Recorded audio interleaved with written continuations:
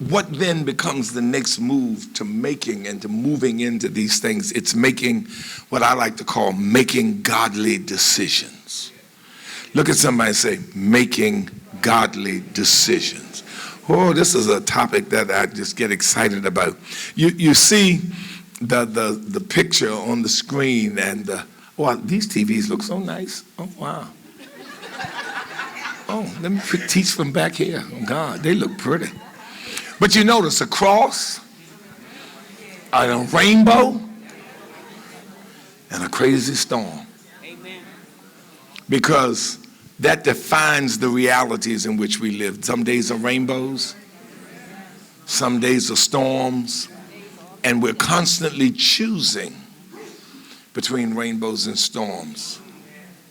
Two little anecdotal phrases I want you to write down. The first one, no good deed goes unpunished. So those of you who always try, let me help somebody, let me do this, understand this, no good deed goes unpunished. So don't go in thinking that just because you help people, everything's going to be happy. You may wind up being the one burned. No good deed goes unpunished.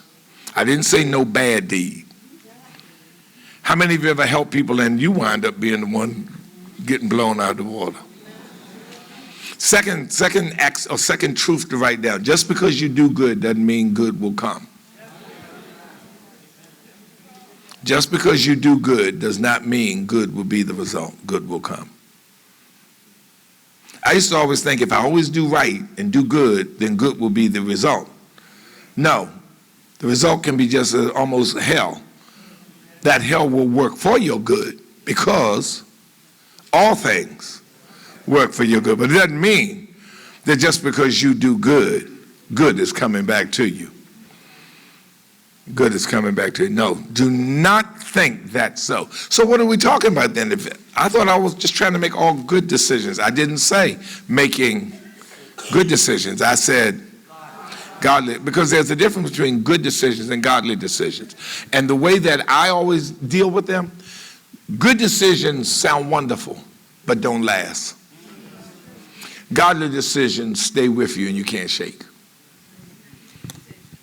Good decisions will be, oh, we ought to do this. We ought to paint the house chartreuse. And it sounds wonderful because you just watched some little TV show and the houses were chartreuse and it just stirred your heart. But by the time you woke up the next morning and that cabbage was gone and that Moscato was out your blood, chartreuse was not in your head. How many of you ever bought clothes and after you bought them said, nah, I shouldn't have done this. This is something I should not have gotten. Nah. Godly decisions linger. They do not get out of your head. Some of you are in the careers you are in, working the jobs you work, took the job because it was a godly move, not a good move. You couldn't shake it. You couldn't get rid of it. It stayed with you. An example of that is our connection center. I had the idea, I just talked with the team and see if it would live or die. We had plans initially for a big building on the other side. That was a good idea until because somebody said, well, where's the Family Life Center? Somebody, when are we going to build the Family Life Center? Let me help you. Never! Because it was a good idea for 4501 Old Frederick Road. This building cost us $50 million. At the time, our mortgage was $250,000 a month. Anthony, let's go. These folk got money. I'm passing the basket right now. Our mortgage was $250,000 a month when we moved in here. That's before you pay gas, electric, or salaries. Anthony, when we were thinking about building the center, it was going to cost us about how much across the way? About $15 million. $15 million. That would have added 15, 12. That would have added at least $12,000 a month to the debt. Wait a minute, 10 million is Is that right, 12,000? Or 120? About 120, something like that, thousand to the debt. Some crazy number. So, somebody said, well, why didn't we build it? Because it costs too much. Then we'd have to spend time on how do we finance it? How do we make it make money every minute? Then the members would be saying, we never get to use it. No, we don't get to use it because we got to pay for it. No. Oh, child, baby, we got everything going there. We got midnight service. Because we got to pay for it. And when we added up all of the operational costs, it was out of the way. It was out of the way. So we killed that idea. Why? Because it was a good idea. But once you analyzed it, it wasn't a godly idea. This one, we started thinking about it, talking about it, whatever, and all of a sudden a member gave us a large amount of money just to do the investigation to see if it was a good idea, see if we wanted to go forward. I went, huh? What? I said, well, I'll pay for all the preliminary work to see if it's a good idea, if it's an idea you want to go forward with. I came back, I got home, my wife and I got home, and I sat down. She said, why you look strange? I said, I ain't never heard this before. You got to remember, where I grew up, I came from South Baltimore. We had to make everything, even wine.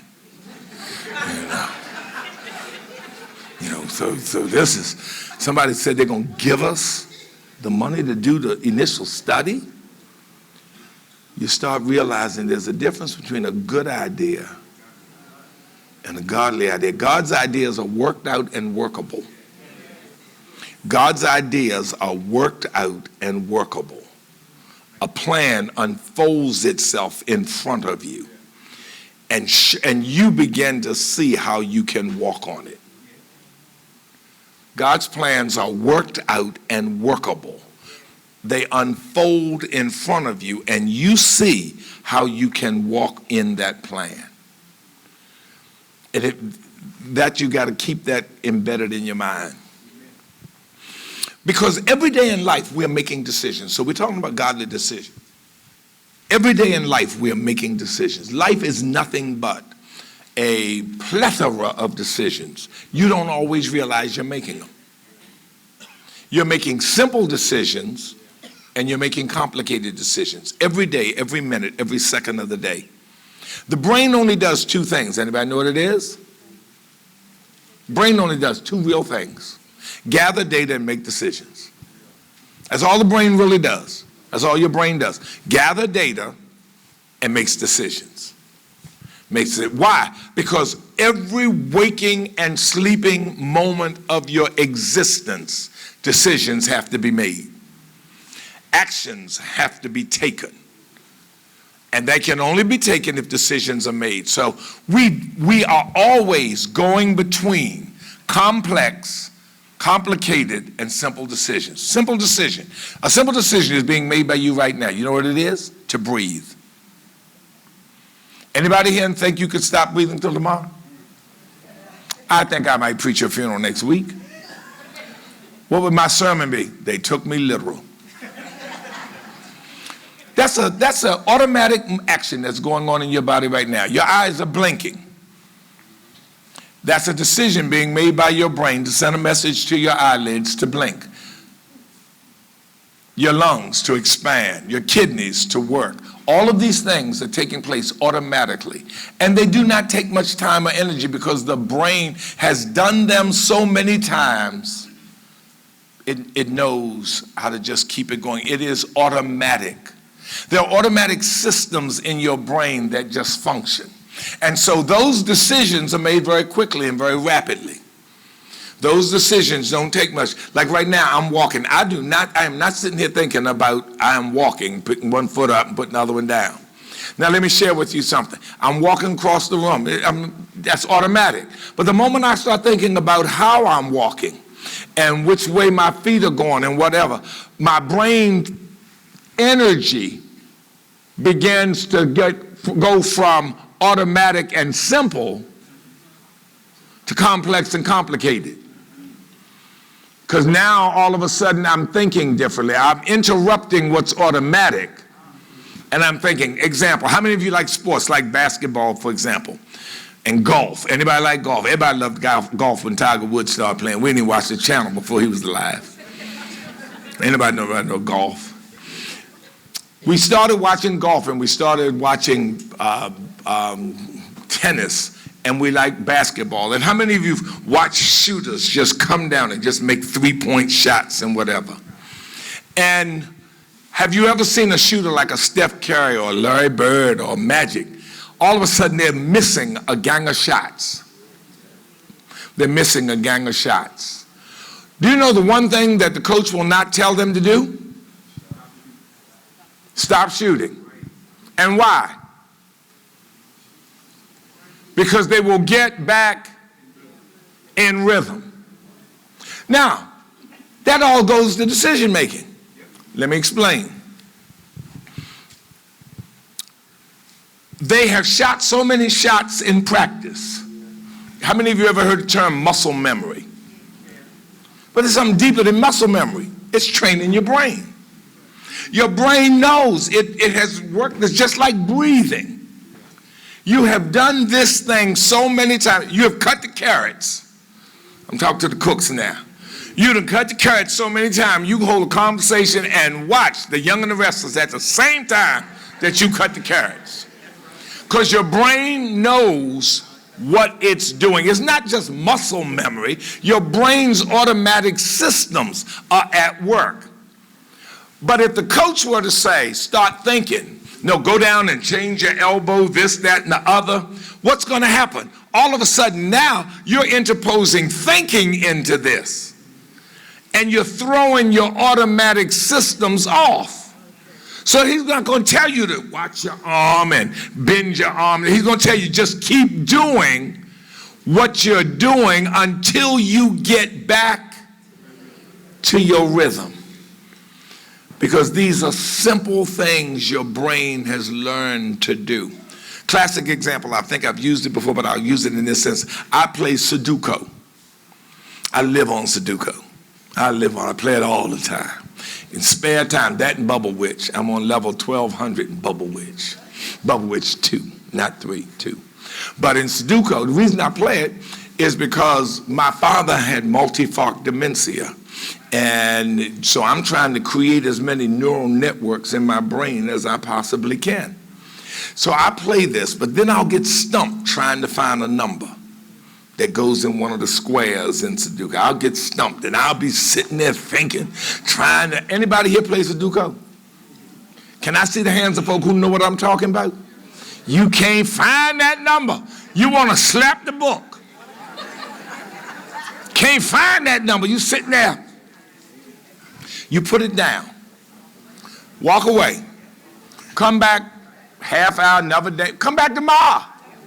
Pick the book up. Look at it, all of a sudden you got the answer. You got one of the boxes filled in, another one filled in. And you sit and say, how come I couldn't do that yesterday? Because I took it from being automatic to being complicated. And when I just relaxed and let my brain go back to doing what it knew how to do, it just easily did it. It easily found the answer. So we are constantly, every day, vacillating between the complicated and the easy. It's something in our day where we have to make these tough decisions. And that's going on at every minute of the day. For some people make complicated things out of easy stuff. What am I going to wear today?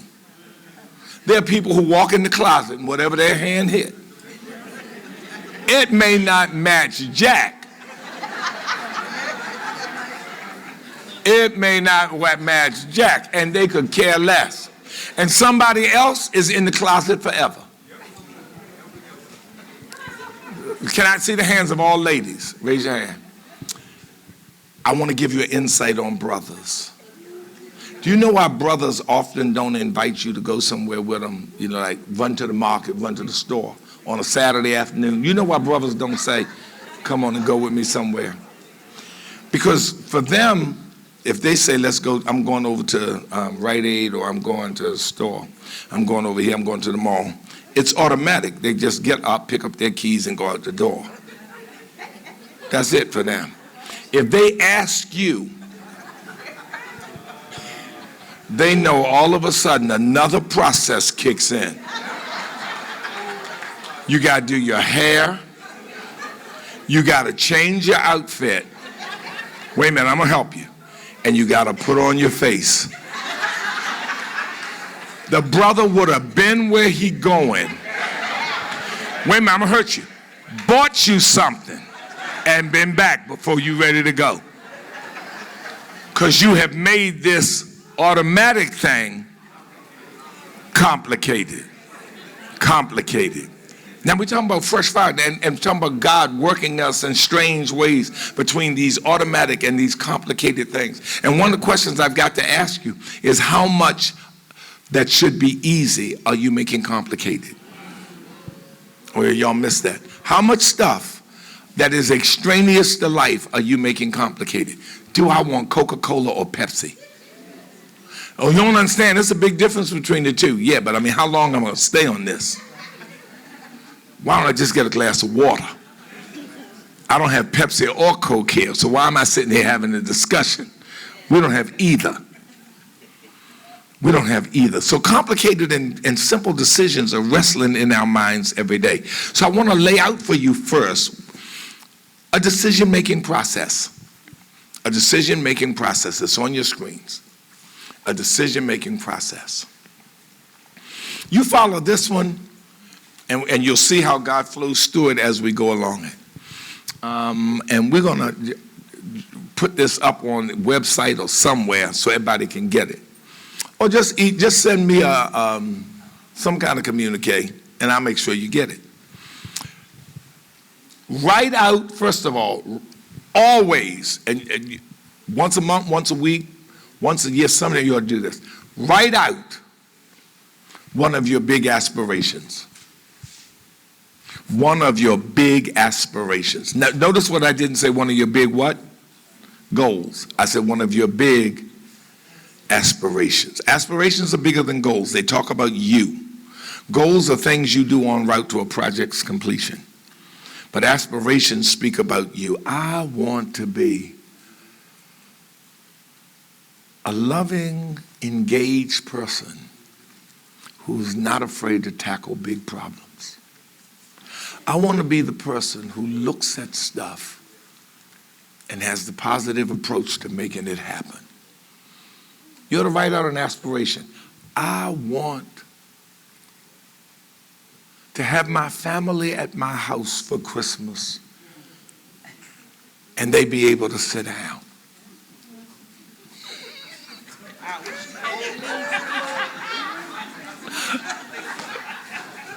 I couldn't help that one. You know, sometimes you just got to play to your darker angels. I want to feel like I'm in charge of my own life. Write out your aspirations.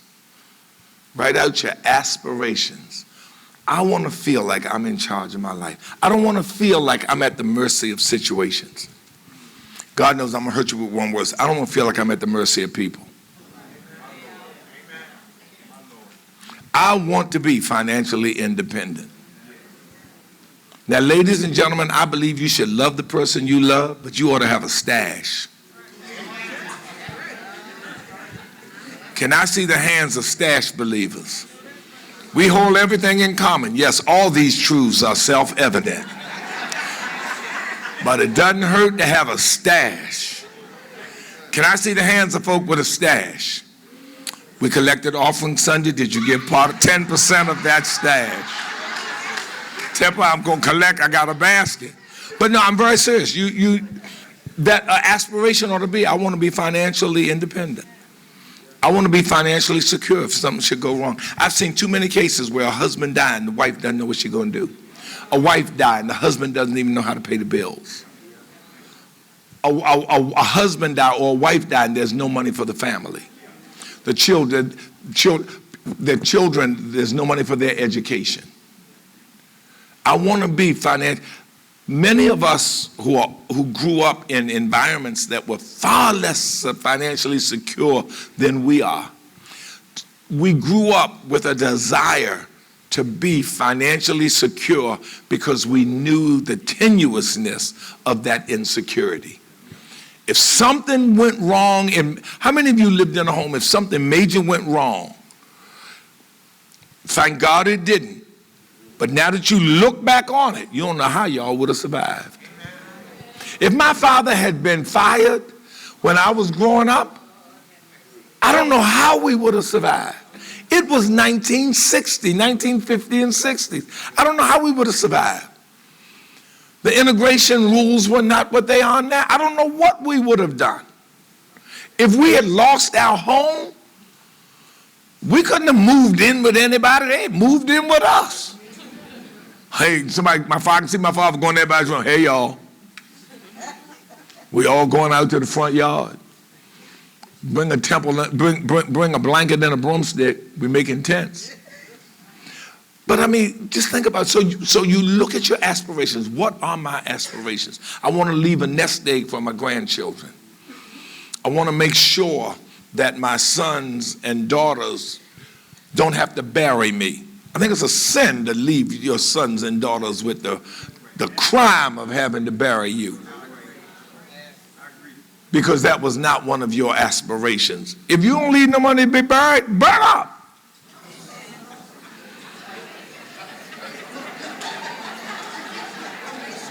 Amen.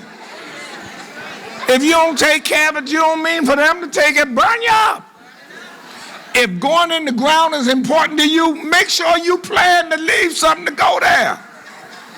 Save your change. Tuck it in the back part of your cupboard. Make sure it add up to enough for a funeral place. But this ought to be an aspiration. I don't want to, when my father died, he said, he was almost in tears. He said, I just want to make sure I left enough money for you all to take care of your mama. He knew we were gonna, but he felt that was his responsibility. And his money took care of her till the day she died. That was his aspiration. Now, after you set your aspiration, the next question is, what is the first goal you need to make to get there? Now, notice the goals don't come first. Don't set goals first. Set aspirations. What is the goal you need to get there? Then, gather all the information that you can gather so you can weigh the options. So you can weigh all of the options. I can do this, I can do this, I can do this, I can do this. I need to talk to this person.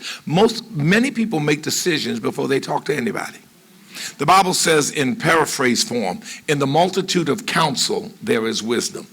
To be very candid with you, I've been the pastor of this church for almost 45 years. Next year we'll celebrate my 45th anniversary. Do you know I have never made a major decision solo? I've been pastor of this church for 45 years. I have 44 years plus. I have never tackled one major problem with just the thinking of my own head. Never. I'm going to call together groups. I'm going to get advice from people. I'm going to sit down and talk to people. I'm going to ask them to feed me information. Why? Because I need to know all the options. I need to know all the options. There's no project I do, even personally, that I do just based on a conversation with me or me and my wife. No, I got to engage other people because I need to gather as much information as I can before I make, so I know what all my options are. Now I'm going to cut it off. I'm not going to keep getting options 10 years from now. You got to know when to say, okay, I got enough. I got to make a decision. In the old phrase, I got to fish or cut bait. I got to know. But I've got to gather as much information. I will call people and say, I'm trying to do something. I need want to talk something through with you. Tell me what you think. Now, I'm not going to call stupid people. I promise you that. I'm not going to call people who are unfamiliar with what I'm dealing with. If I'm cooking, I'm not going to call a launderer. I'm going to call somebody who knows about what I'm talking about because they might have more information than me. And so I want to talk them through. When we were building as we're building the Connection Center, we had one plan when we started. But in the conversations that we had, we started learning other things. For example, we learned if we built the size we wanted to build, it might take us 4-5 years to build it. Somebody said, huh? And it was smaller. You know why? Because the county would have sent us through an altogether different process. Because we had planned another piece to this building when we built it, and it was a certain footprint. By having certain conversations, I found that out and found out that the county had already approved a certain footprint. So if we maintained that footprint, we would not have to go through that process. But I would not have known it if I had just listened to myself. So gather the information for weighing alternatives, for weighing the options, and list all your possible alternatives. What are my alternatives? You don't have to like them. You never have to like your alternatives. How many of y'all work beside people you don't like? Ain't nobody gonna fire them. I don't like her. So, you better go to work tomorrow. So you can list out all the alternatives you have. I can rent, I can buy. I can lease, I can rent to buy. I can put a down payment on it. I can do this, I can do that, I can do the other. I can buy in this neighborhood, that and that. Sometimes you'll have so many options that, God, what do I do? You become grateful. Because there's nothing like having options. I tell churches, when I do consultations with churches, I say good churches get options, bad churches get ultimatums.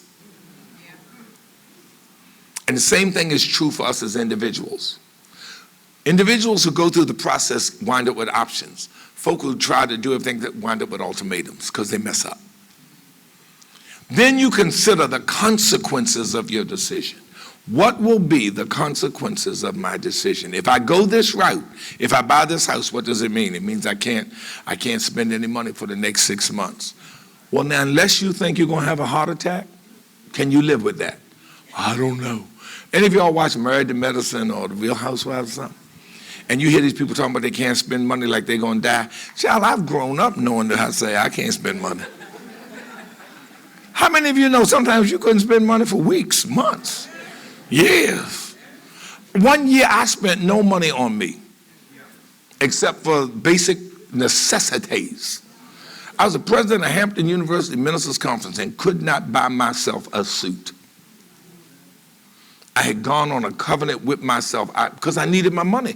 My children were going to college, and college ain't cheap. You don't pay for college off of your gross income.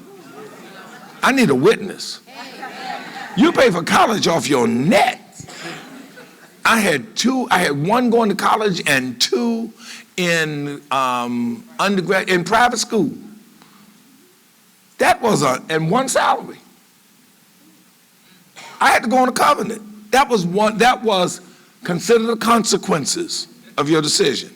Consequences, I'll have to go on this covenant and I cannot spend it. And how did I commit myself to it? I said to 4 friends, if I spend money, I owe you $100 to $150 a piece. Now, I wasn't paying them. So I wasn't spending. I told people, give me gift cards. Don't give me cash. Give me a gift card. I can spend that anywhere I want, but don't give me cash because I can't spend it for nothing for myself. Because I needed every dime for those tuitions. I'm sitting around here looking at some people who know their children were graduating when mine were. They were in the same boat. You had to save that money. But that's a consequence. I can't buy the car this year. I can't get the car this year. I'll have to put it off, get it next year or something else. But you consider the consequences of your decision. Its impact now and its impact in the future. If I buy this house now, my money going to be tight, but that's all right. My money going to keep growing, but the mortgage will stay the same. Y'all missed them. So in the present, my money going to be tight. but my money's going to loosen up because my salary is going to increase, but the mortgage is going to be the same. Right now, this is going to be tight, but 4 or 5 years from now, I will have paid this money, and my salary will have increased, or I may have a better job or something else, and this will not be the financial burden it is right now. For those who, for example, somebody whose decision is, I want to buy a house, I got to wait till I get the right money. And one of my friends will remember this line: you will never have enough money to buy a house. You just have to make you have to consider the options and look at the consequences and weigh all of that and find the right alternative. You ain't never going to have enough money to buy a house. You're never going to have enough money to do anything. I don't know if I have enough money to retire. Die. I bet you'll have enough. You won't need 5 cents next week. You won't even need a payday, baby. Then make the decision. Make the decision. Make the decision. Now, understand, decisions are not right or wrong. I don't know if I made, how many of you ever said this line? I don't know if I made the right decision. Anybody who's ever been a parent, your hand should have flown in the air. I don't know if I did the right thing. Well, let me help you. Neither do I. The question is not, did you do the right thing? The question is, did you do it for the right reason? And the right reason is the steps above it. You'll never know if you did the right thing. I don't know if I did the right thing having this surgery. I don't know either. Why did you have the surgery? Because I couldn't walk. Duh! Do we need to go further than that? But they messed it up. That don't mean nothing. Because they were bad didn't mean you didn't need to have it. You just had the wrong people doing it. That's like a hungry man saying the food was bad. You just ate from the wrong place. Make the decision, and then what after you make it? You never avoid this last step. You evaluate it. You look back on it and see if it's holding true. If it ain't, you reassess and you move in another direction. Some people make the decision, I made my bed hard. You know the great line you heard growing up. You made your bed hard? Not lying. Have you seen these mattress commercials? That bed will be as hard as you or soft as you. I got a sleep bed. Oh, God. I can put it on there and it'll be like sleeping on a rock. Or I can put it so I'll never sleep a moment because it'll curl me all up and look so soft. No, you just change the setting. If you evaluate that this didn't work, you do the next thing. You reassess, move back up, rethink, and may come on back down. Because God is putting you in a new place and you can't afford to let old thinking hold you back. In all your ways, do what? And he will what? Oh, y'all didn't say it like you mean it. I need somebody to say it like you seriously mean it. In all your ways. That means, because this is one of them discipleship scriptures. That means in your decision-making process, you cannot do it without a God factor.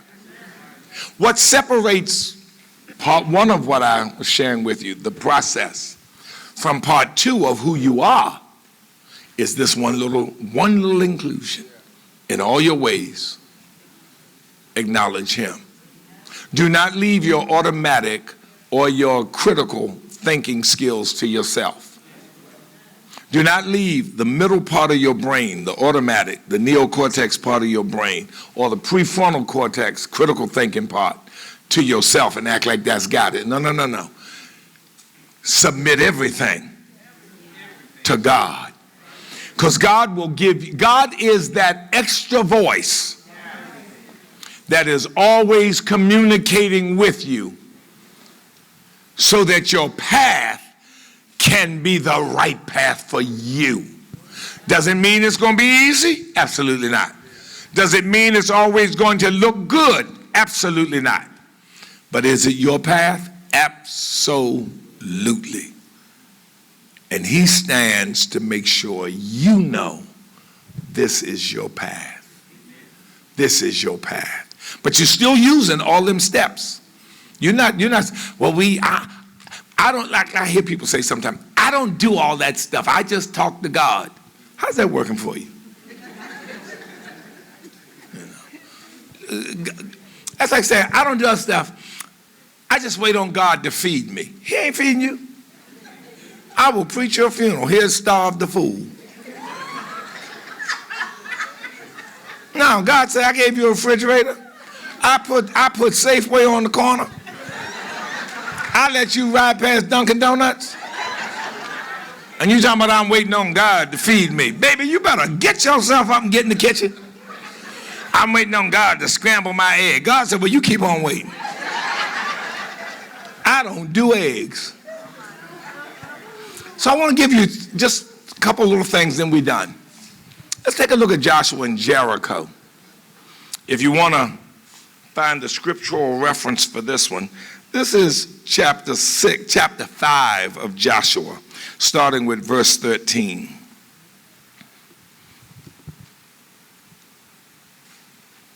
Joshua has to decide what the children of Israel are going to be doing, having entered the promised land and fortified cities are laying in front of them. Joshua's the leader of the pack.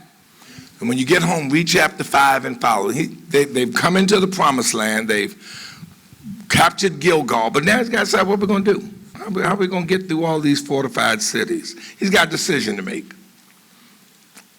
Moses led us to the promised land. One of the most interesting things I love about that story about Moses. How many of y'all remember why Moses couldn't go into the promised land? Why? He would kill somebody, but blood on his head. No, he hit the rock. He hit the rock. Remember God said, speak to the rock? Moses hit the rock. And God said, you ain't going to enter the promise. That sounds hard, doesn't it? Just for hitting a rock. Well, I mean, think about it. God denies him. He leads these people for 40 years.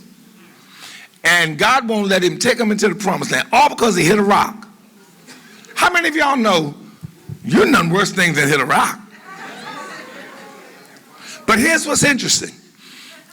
At the end of Deuteronomy, remember Moses goes up in the mountain? And he is seen and heard of no more. God showed him the promised land. And he's seen and heard of no more. Do you know one line that you don't hear about after Moses went up on the mountain? You never hear where Moses looked out over the promised land and said, God, can you give me one more chance?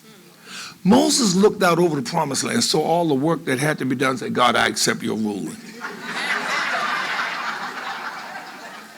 Hey, for 40 years, I done fought my way all the way up here.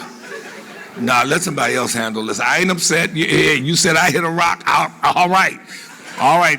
That's the worst crime I could commit, to keep from having to lead these people into the next great chapter. I'm fine with it. If you had said I stepped on a bug, I'd have been fine. But really think about it. When you read that, when Moses looked over and saw the promised land, Darius, I really believe he looked at all the work that had to be done and said, hey, that's it. I did my work. This is as bad as the last 40 years. Let somebody else pick up this challenge. Now Joshua has it. And Joshua has to try to figure out, how are we going to do this? What are we going to do? And the Bible says an angel of the Lord shows up on him, pulls right up on him and starts to talk to him and begins a conversation. Joshua has a few options that are reasonable, but one option that requires total commitment to God. He's got a lot of options. We can bypass Jericho. We can go another route. We can go more interior into the land. We can seek out a place that doesn't have folk who fight. Because it's a terrible thing to fight a battle with people who can't fight. I didn't say it's a terrible thing to fight a battle with folk who fight. It's a terrible thing to fight a battle with folk who can't fight. Some of you fought battles with folk who had a lot of mouth in the conversation. But when the battle got hot, their lips tied up like somebody had put gorilla glue on them. Can't fight. Joshua could have gone but there was one option. The one option was to attack all of the fortified places. But that one option would require total commitment to God. And that option came from God. He didn't think it up. That option, this is where we get these godly ideas. And it stayed with him. You got to go at it head on. You got to attack it. Yet the most far-fetched one is the one he settles on. And what does he then do? He structures that one to succeed. God will give you stuff that's far-fetched. God told me just go buy that house. I remember I went to bless a lady's house. She said, God told me to get this house. Yes, I've been laid off for 12 months. I'm there doing the house blessing. He told me this was my house. She lost it. And she didn't lose it because God told her to get it, because she was confused. Afterwards, she said, I lost the house. God told me to get it.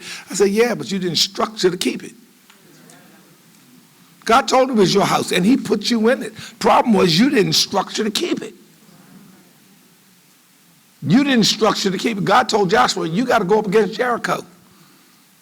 Now you got to structure to make that happen. You got to do the thinking you got to consider all the information. You got to look at the consequences. You got to make choices. You got to look at your alternatives. What does Joshua do? And we're not going to go through the story. I just want to share it with you. Joshua says, we're going to walk around the city. God says, walk around the city 7 times.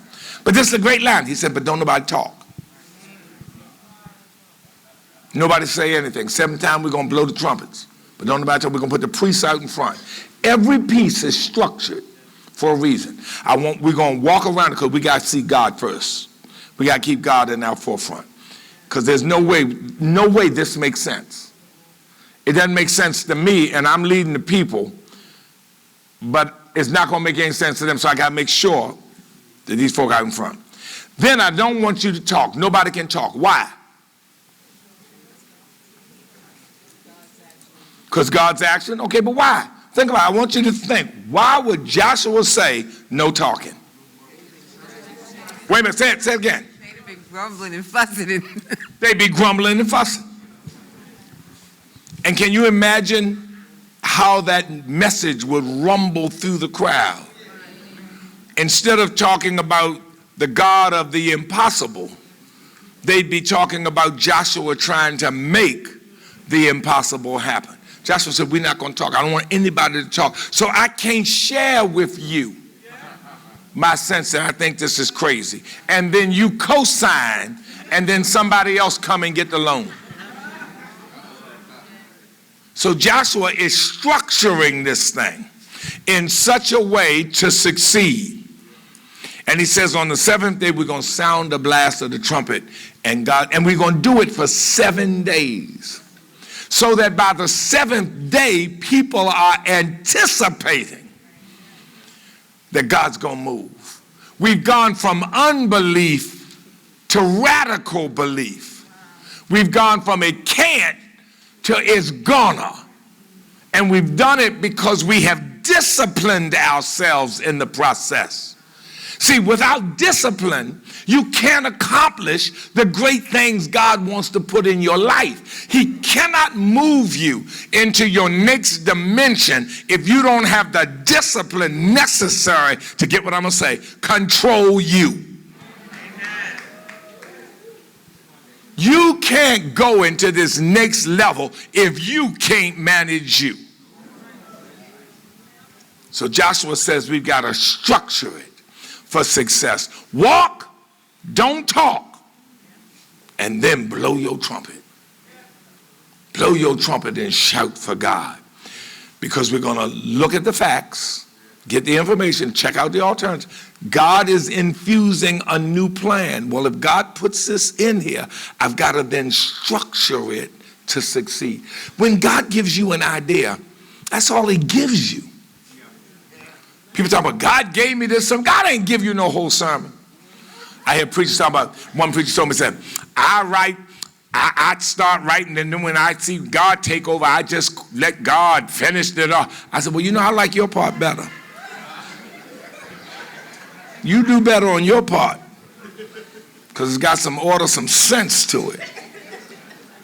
God wants you to put that structure underneath.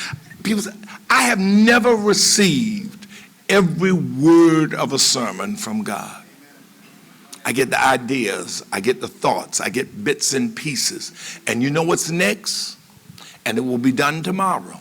I will sit in the chair for as long as it takes, with as many books and references and everything else, and not just Bible books and whatever, any book I've read, and I will wrestle out what God gave me.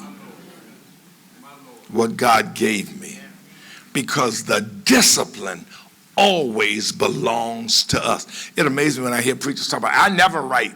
I'm not sitting in my thought and saying, I never want to hear you. I mean, that's just me. I'm just talking, you know. I never write. I just stand and open my mouth. I say, yeah.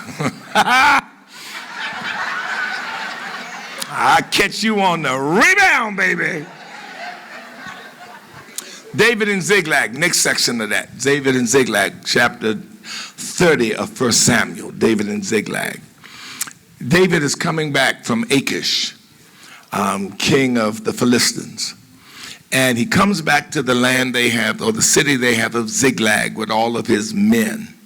They come back happy, singing and shouting, enjoying themselves, and they are just carried away. Let me read just a piece of this to you. When they come back, David, chapter 30. David and his men reached Ziklag on the third day. Now the Amalekites had raided the Negev and Ziklag. They had attacked Ziklag and burned it. Now remember, David and all of his men are away. So what's in the city? Women and children. And they have taken captive the women and everyone else in it, both young and old. They killed none of them, but carried them off as they went on their way.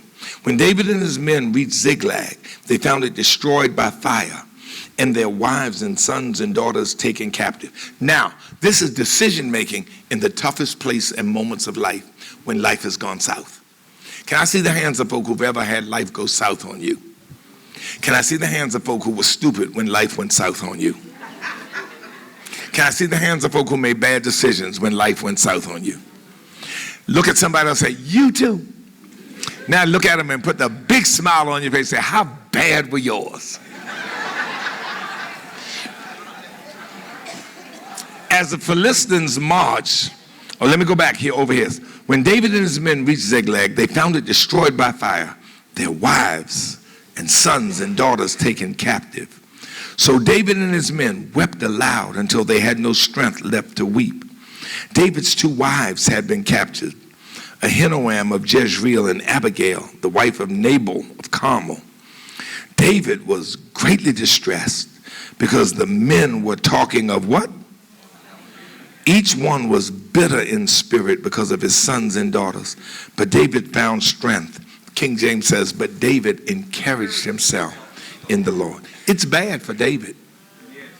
And there come moments, and not too few, when we have to make decisions when we're in bad places. When things are bad that are going rough and crazy, we have to make decisions. David is in a bad one. And what's bad about it is these are the very folk who followed him, who are with him, and now they're ready to kill him. People will turn on you when you do not continue to provide for them. When you no longer fulfill the same role you fulfilled, they will turn on you.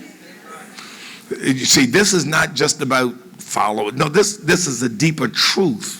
There are people who follow you because you supply the need they need filled.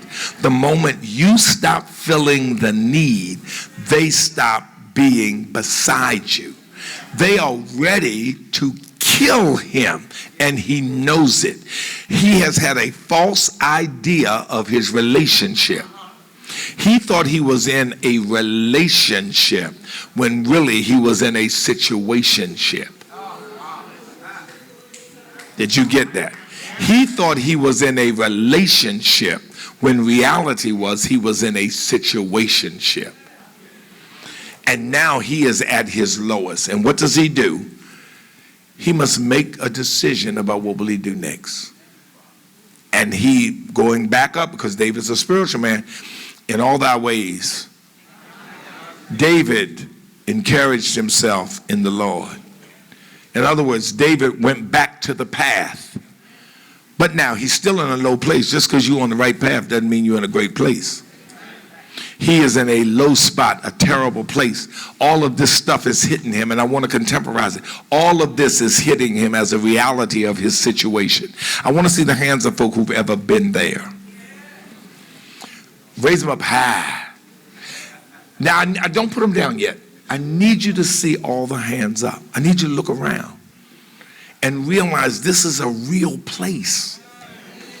This is a real place and state of being. This is a state of being that has its own raison d'etre, its reason for being. You have found yourself in a place where all of this is hitting you, and yet you must make a decision. Yet you must make a decision. Do you think God is just going to let you make decisions when the sun shines? Your automatic systems will keep you breathing. Your eyes will still bat. Your swallowing will still take place. But when it comes to dealing with the complex issues that take more time, you will have to do them in situations that have blown up every minute of your time. Where when you walk through the territory of the situation, there is nothing standing. You are so hurt internally that all of your internal buildings have been blown up. And you feel almost in a radioactive zone. I want to see the hands of folk who know what it's like to feel radioactive. But you still have to make, and you can't make them automatically now. Can't make them automatically now. So what do we have to do? What does God say to us?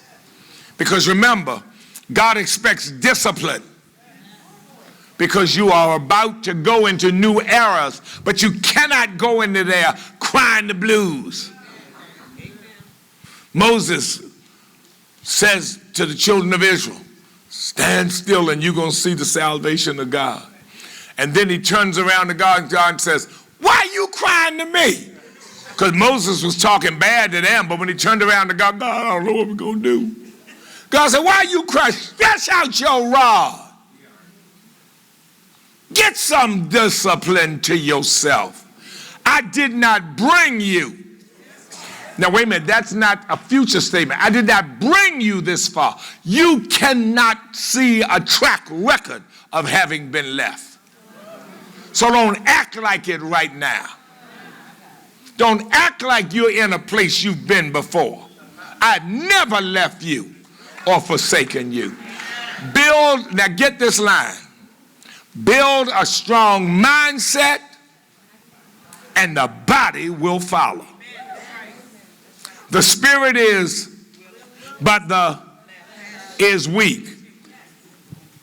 Build a strong mindset and the flesh gonna follow it. The flesh is always looking for somebody to lead it. That's why if you see cookies, the flesh will say, go grab one. Or I'm going to hurt you. That's why if you see some ham with the fat on it that's really little brown and tasty, you're going to have, or some crispy bacon, I'm going to hurt you bad. Or you see some Talente ice cream and somebody made the mistake of writing your name on the side of it. Build a strong mindset. What Fresh Fire is working to do, what our connection groups are working to do, what discipleship is working to do. Maurice, on Friday nights, how many men show up for Man Up?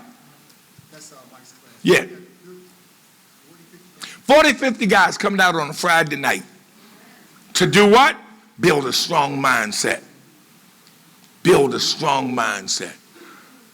Build a strong mind. You can't make it with a weak mindset and spiritual set. You can't make it in this world. You got to build this thing. I don't know if I'm going to sign up for nothing. Then get beat down by everything. Get beat down by everything.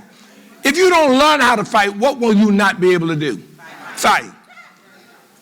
I didn't want to get in the fight. You ain't want to get in the fight because you can't. Don't fool nobody. Don't tell that lie I didn't want to hurt him. You ain't. You ain't going to be hurting nobody. Don't you think twice. You ain't going to hurt nobody. No, baby. I'm 69. I took Israeli combat when I turned 62 because I wanted to make sure nobody could hurt me. Y'all missed that, but you'll catch it next month. Oh, no. I said, You got to, the body will follow where the mind goes.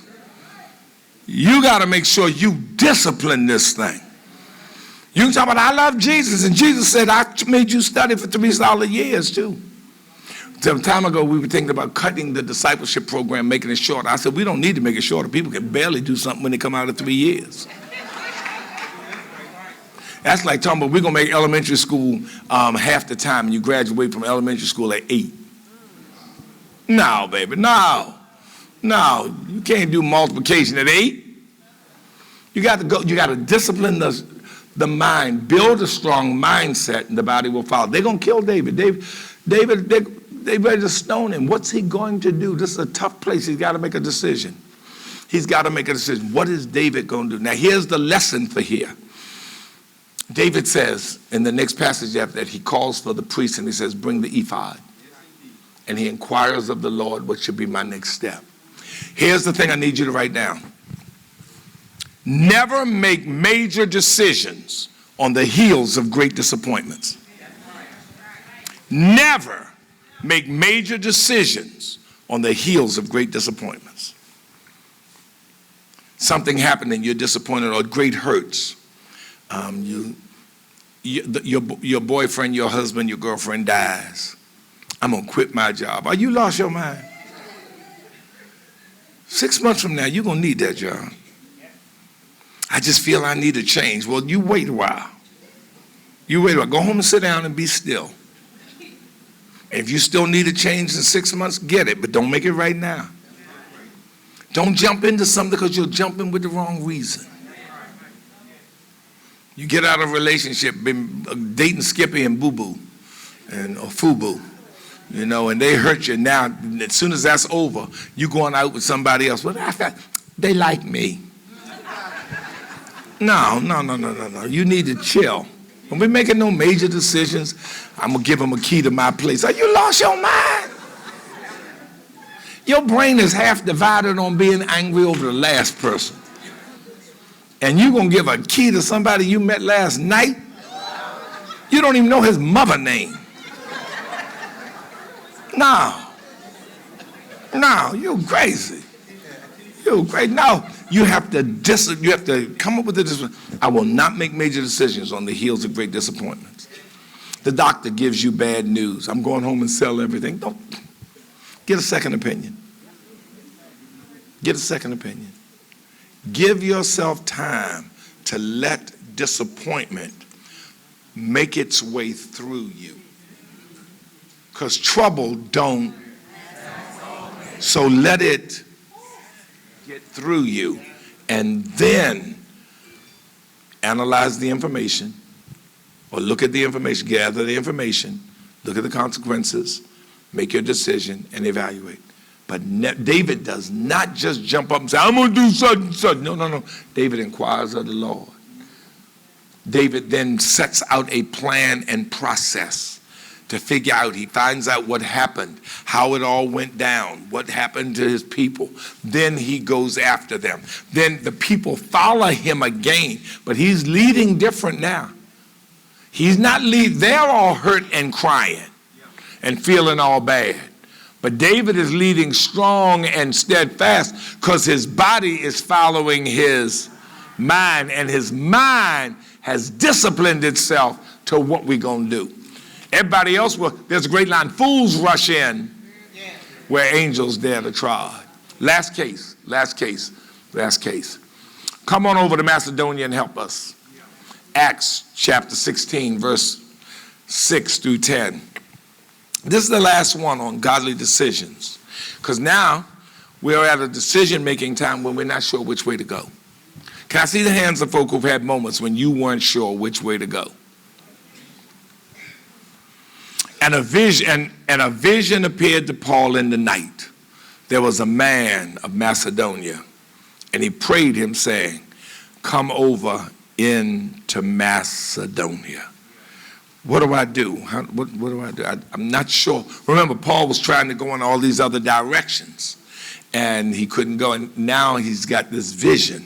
Is this God? How many of you ever said to yourself, is this really God? I want to see the hands of folk who've ever asked the question, is this really God? That's what this scenario is. Is this really God? Like if God said to me, come on over to Russia and help us. One of the reasons I said, is this really God? I don't speak Russian. Believe me, I really don't speak Russian. I speak a little ghetto French, some pig Latin, But I don't speak, so is this really God? But today, now if this were 1950, I'd really be saying that today, I can take my phone, put it on a translator, and I could be talking back and forth to somebody. So that wouldn't be a legitimate argument. But here's the reality. Here's the decision test when you're trying to figure out, is it God?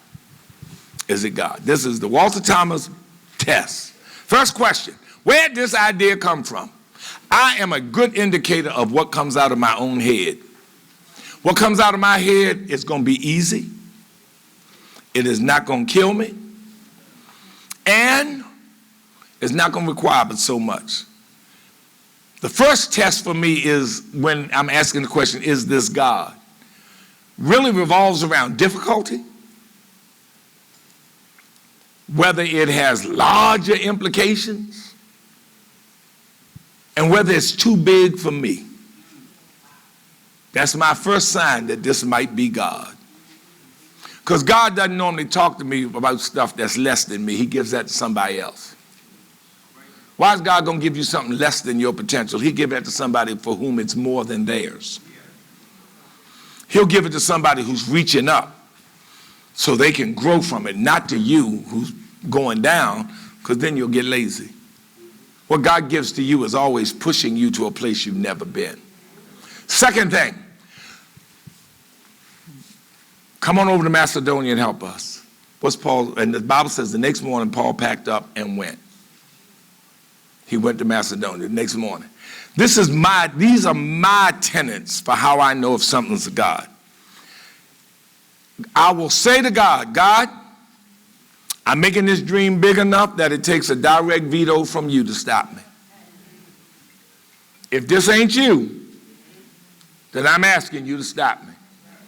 But it will take a direct veto from you for me not to go forward. It'll take a direct veto from you for me not to go forward.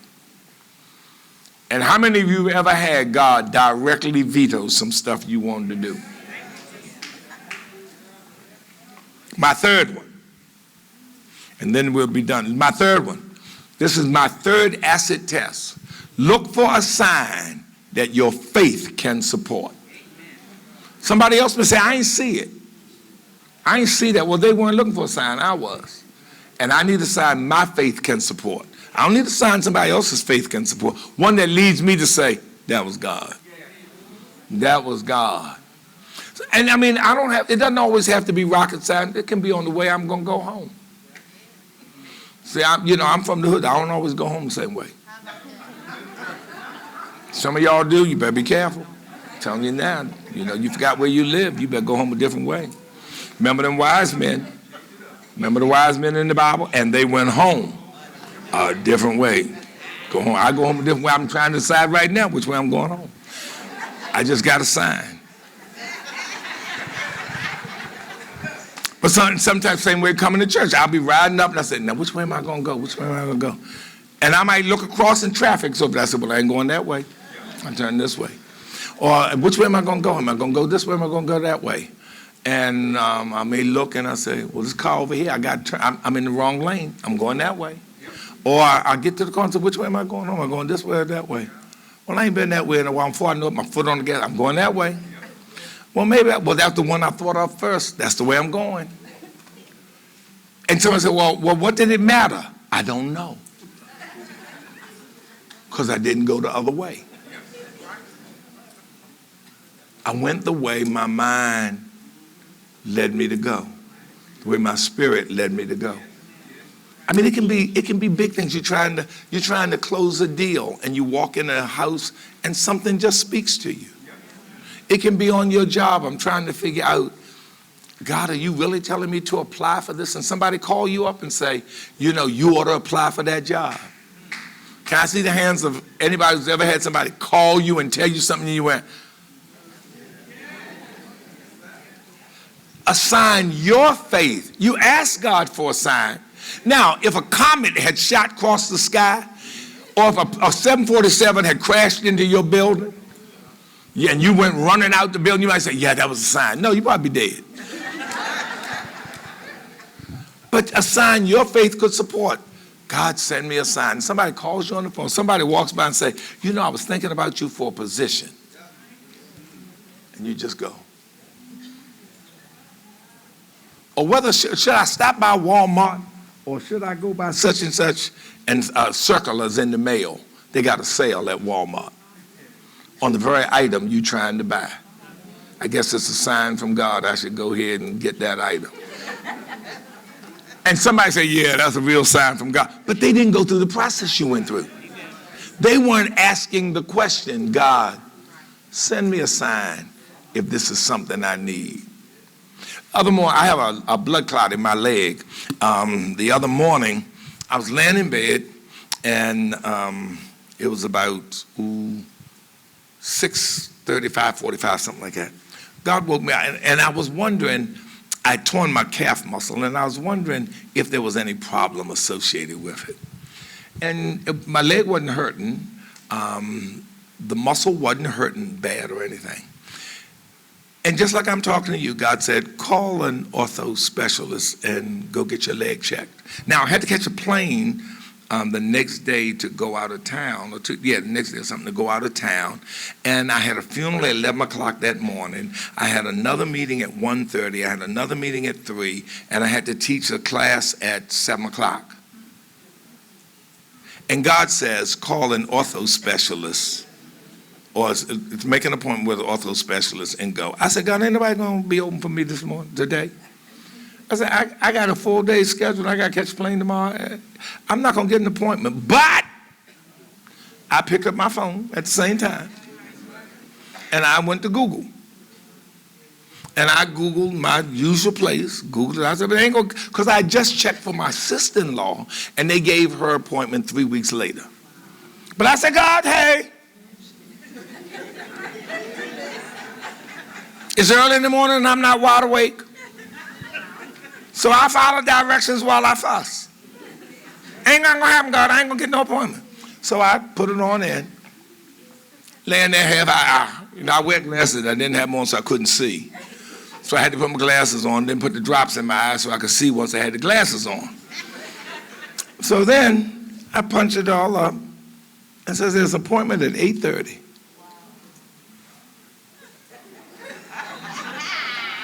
A sign. But a sign doesn't mean that you don't have to discipline. Amen. So I said to Maura, I said, I think I'm going to go to the ortho doctor. I said, I looked up and they got an appointment at 8:30. I think I can make it. And by then they had changed it to 9. I said, well, I can make 9 because they'll give you 7 minutes. And my funeral's not till 11. So I can make this. I got 7 minutes in with the doctor, and I can be on down to church in no time. It's up in Owens Mill. Owens Mill, straight down the street. I'll be in good shape. So I rushed on up there, huffed on up there. Got there, they said, our computers are down and only one person working. I said, oh, the adversary is real. I said, but that's all right, no problem. So I went on over, sat down. They gave me a little thing, filled out. I filled out all my data because I got there early. So they couldn't say I missed my appointment. Filled all that out. So I sat there till 10 o'clock. They still hadn't seen me. So I got up and walked over and said, madam, I've been there an hour. And you never lose your professional. I don't care if you feel like slapping people back to Africa. You don't act like it. I walked over. I said, I've been there an hour, and they haven't seen me yet. She said, what time's your appointment? 9 o'clock. She said, oh, I don't have you on here. I said, you must. You gave me the stuff to fill out. She said, oh. She looked again. You have to discipline your mind. She said, oh, yeah, here you are. Yeah. She said, did you pay your copay? I said, you never called me up. She said, oh, I don't know how to take it. I said, oh, this is a good one. At this point, I said, there's no need for me to speak because I don't know how she's supposed to take it either. Just be still. So I stood there and she asked somebody. They called in the back. That number didn't work. She called somebody else, found out how to take my copay, took my copay. It is now 10:15. My funeral is 11 o'clock. So I sent a little notice to the church telling them, be ready, just in case I don't get there, somebody better have a eulogy. So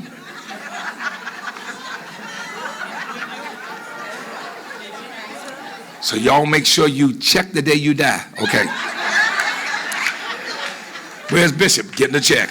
So she said, well, you're next. You'll be next up. So I go and sit down. I said, they're only going to give me 7 minutes. So I'll be in there for 7 minutes. Then I'll be out, and I'll be down church in time to do this funeral. And if I miss the closing of the body, I'll be there for the eulogy. So I sit there, and it's 11:15. But you never lose your professional. I'm a professional. I am trained to handle problems. So I got up and walked. I said, madam, I've been here an hour and 40 minutes, and it still haven't seen me. So then she said, well, maybe you just ought to make another appointment. Maybe you ought to just come back at another time. Now, some of y'all would have gone black. I know. I can see it right now.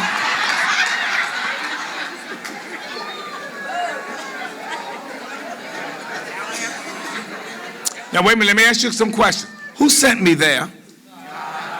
So why am I going to get mad when the adversary tries to stop it? So I just look, I didn't say nothing. I stood there, and a lady walked by. A nurse who had been walking, she just walked by, picked up my chart and said, Walter Thomas? And the lady went, oh, I guess they're calling you now. I just politely went on in.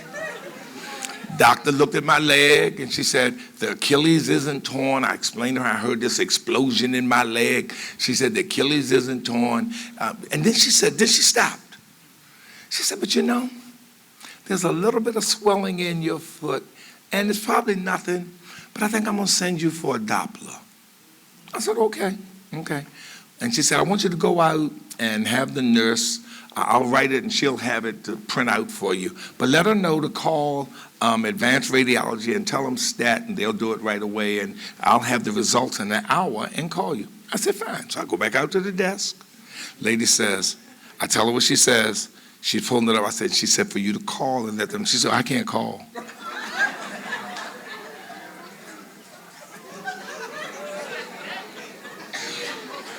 See, y'all losing it right now. Y'all got blood clot in the brain right now. So she said, I can't call. She said, I'm here by myself. I can't call. I can't make that call. I said, at that very moment, the doctor comes around the corner and says, I need you to make this call about this and have it done. Said, I ain't said nothing. I'm just standing there. Hey, my name Bennett. I ain't in it. I'm just standing. I need you. And the lady looks at me and says, well, you go here, and by the time you get there, I will have called. I said, okay. I ride on across the street to to advanced radiology, go in, and I walk up to, they've called me up to the counter, I give them my material. They said, we can't do this. This requires an appointment, and we can't do these till Thursday. We don't have no time. I said, well, the lady was supposed to have called from, did anybody call? Did anybody call? By now, wait a minute, you got to get this. I have missed the funeral. I've already called and told them, y'all got to do closing and the funeral, so somebody better be ready. I've missed the funeral. She's telling me she can't do this thing. She said, but wait a minute. They have some spaces on here called stat. Let me call back, see if they'll take it. She calls back. They say no. So she looks at me. She said, you can have a seat, but I don't know if we'll ever get to you till, what time. She said, you just may have to sit all day. Now you have to understand, these are all code words. These are all code words for go off.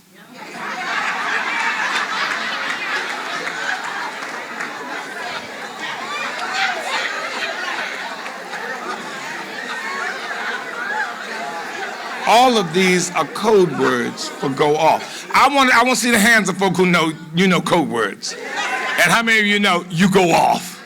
So you know what I did? I stood there, and she said, and this is what she said, but wait a minute. She said just like this, but wait a minute. There's an appointment at 12 o'clock at Quarry Lake. Do you think you can make it there? I said, oh yeah, I know where Quarry Lake is. It's 11:15 now. I can be to Quarry Lake by 12 o'clock. I ain't no biggie at all. Quarry Lake is, I know that place. I jump in the car, ride over to Quarry Lake. 12 o'clock, they call me back.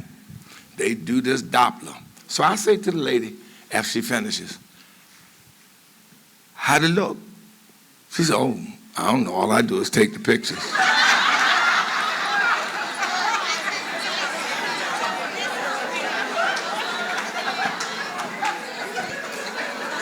Now, y'all, this is true. That sometimes I exaggerate, but today I'm giving you the cold facts. She said, I just take the pictures. Doctors have to read this. And then she paused. She went, but wait a minute. Go back out and have a seat in the waiting room. I'm going to take this right now to one of the doctors and have them read it right now, because I think this ought to be done stat. She said, I'm just going to do that. So you just go right back out and have a seat in the waiting room, and somebody be right back out. So I go back out. I got a meeting at 1:30. It is now 1 o'clock about. I go back out and sit down. At 10 after 1, it was about 7 after 1, my mind says, well, the doctor said she'd call you as soon as she got the report. Why don't you just go on and go and let them call you, because you're going to miss this meeting. You need to hurry up and get moving. Soon as I said that, the door opened. And the lady walked out, and she walked over, and she said, now take this upstairs to Dr. Kaplan, because it's closer than going to the hospital, and you give this to him. I said, so you all saw something?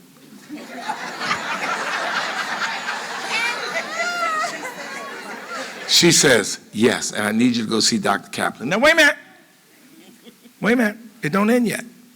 Quarry Lake is where my general physician is. Right up. And my general physician shares office with Dr. Kaplan. Wait a minute. And my internist, my general doctor, died the week before.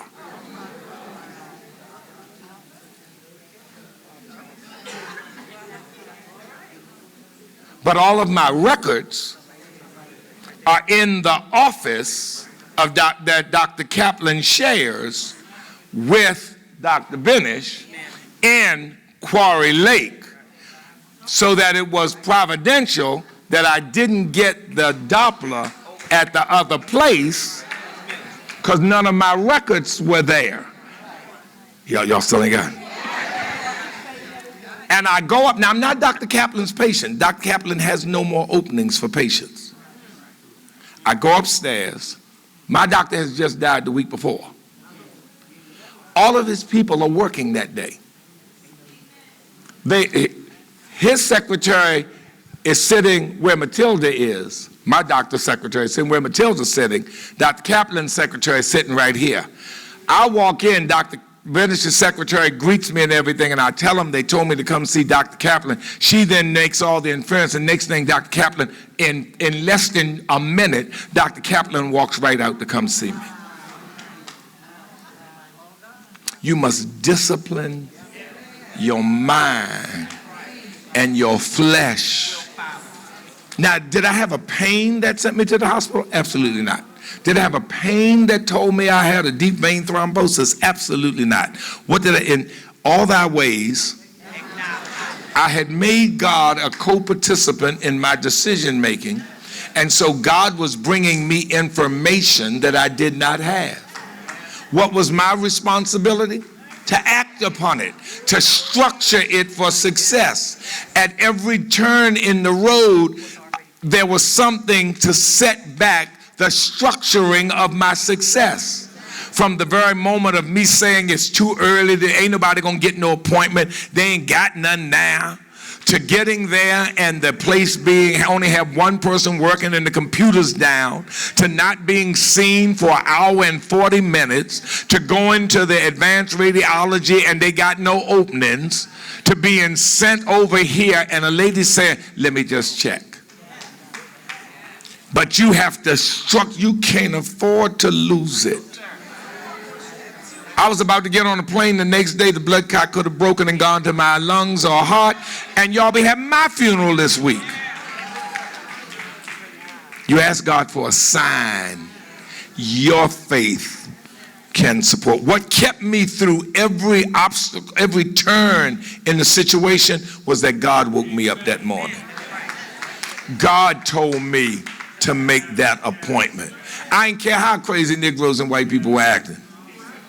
All the code words and all the code actions that were firing off, that were trying to get into different parts of my brain, that were trying to get in into my emotional center and make me respond a certain way, were held at bay and never allowed to get beyond a 2, because God was in the decision-making part of my mind saying this is more important than going off and satisfying an emotion and losing your life in the process. In all your ways, acknowledge the fact he woke you up this morning and he told you to go get this test. So in everything you do, acknowledge that. Don't you let this, God told me to go get this job and now I'm going to let somebody drive me away from it. God told me that this was supposed to be mine. Now I'm going to let something stupid happen. God told me he'd take care of me if I had to have this test. And now I'm going to fall apart and talk about I can't have it. I will have it and I'll survive it and I'll get back up from it. Why? Because it was not mine. It was God.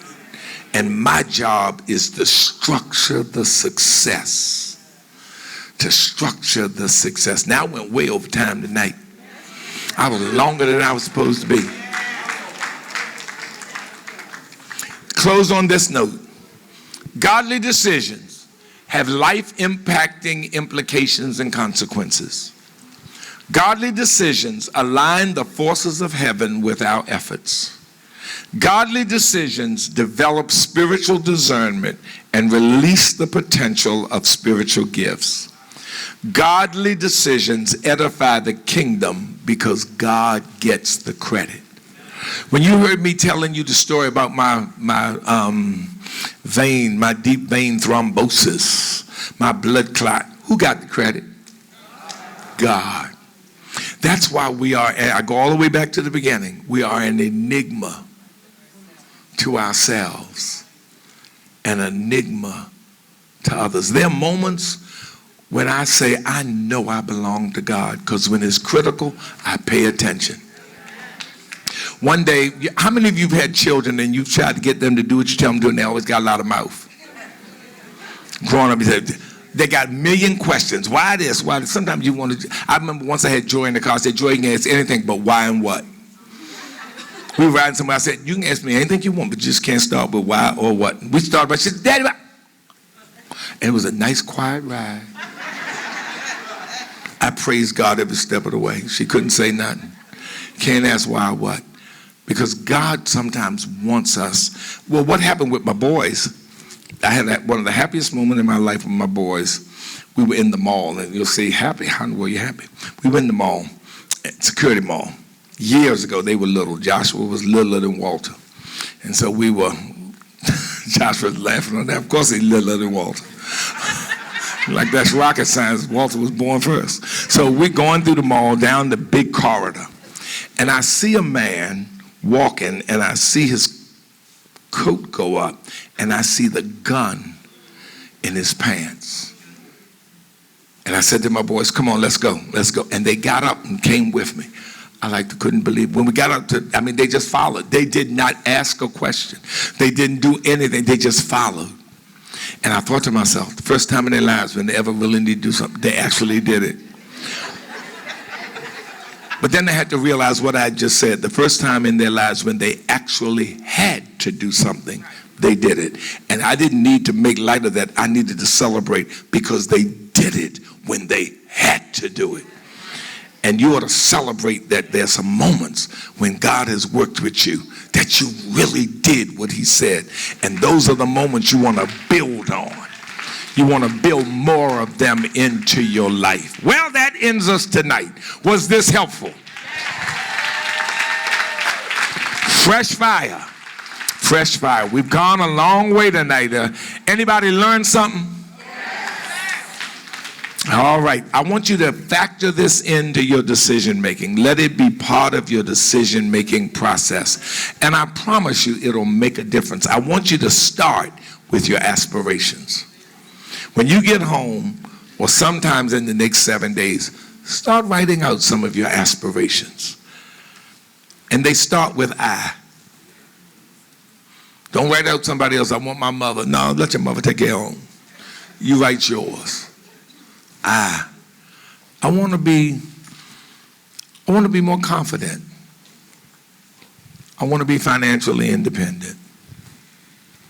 I want to live like I love Jesus.